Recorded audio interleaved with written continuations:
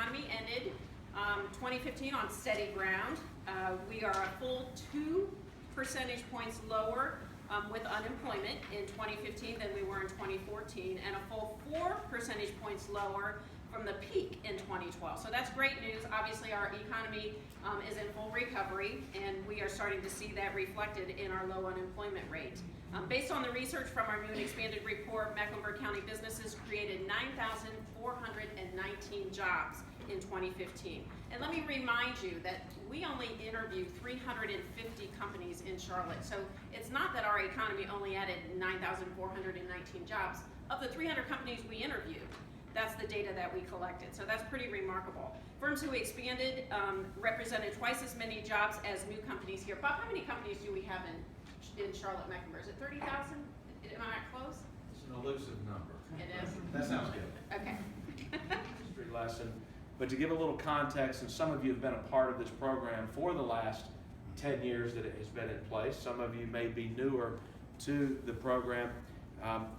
You may know I started on this staff 25 years ago and left for 3 years to go over to the Gaston Chamber of Commerce, where I observed that Gastonia has fewer opportunities than Mecklenburg does to bring companies in from elsewhere. Charlotte's very fortunate, very successful at doing that. For Gaston, many counties around us, many counties and places up in the Northeast and Midwest, economic development is all about retaining what you have.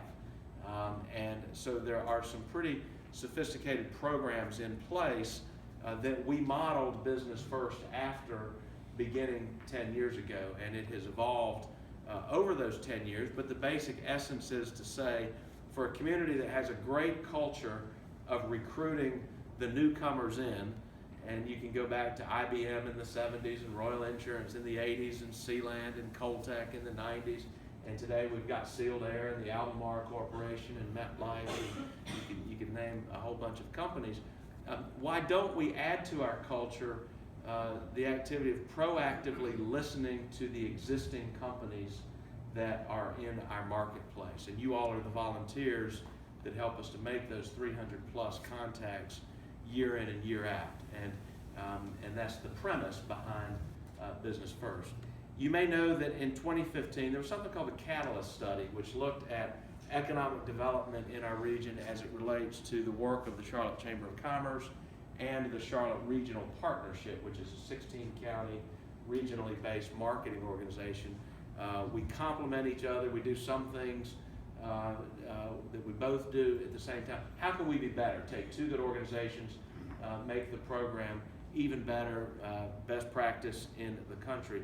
And there's some findings in that we'd like to share with you. One is that BR&E, Business Retention and Expansion Programs, were underscored as the need to be more of a priority than they are, in part because 76% of all of our new jobs in this region come from existing businesses. They don't get the headlines necessarily, but 3/4 of all new jobs.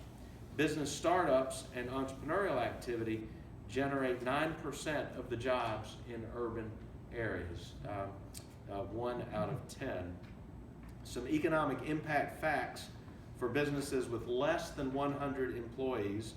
Firms with 100 employees or less composed 57% of Charlotte's employment, which is an increase of 5% over the last decade.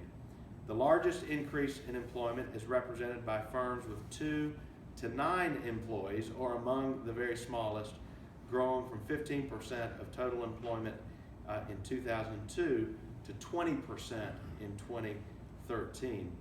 Following the 2009 recession, 93% of the nearly 100,000 new jobs created were provided by firms with 100 employees or less. If we look at our own membership numbers here at the Charlotte Chamber, we know that more than 60% of our members have fewer than 100 employees, and that small and entrepreneurial growth businesses are essential to our local economy, and I'll say it again, underappreciated in that reality. There's some national research that kind of backs this up and that talks about the future. The Gallup organization has done work around this subject of who's going to create the new jobs of the future, and they have have provided research to suggest that going forward, that companies, the very smallest of firms, are going to provide about 10% of the jobs in the U.S. economy going forward. The largest, those with 1,000 or more employees, are going to provide about 10% of the new jobs going forward.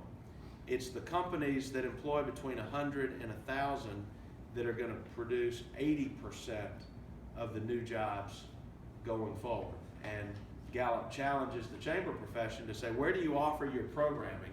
And most often we offer our programming to the very smallest and to the very largest, and suggesting that we're missing an opportunity to be more in that middle market, however you might define it with your numbers.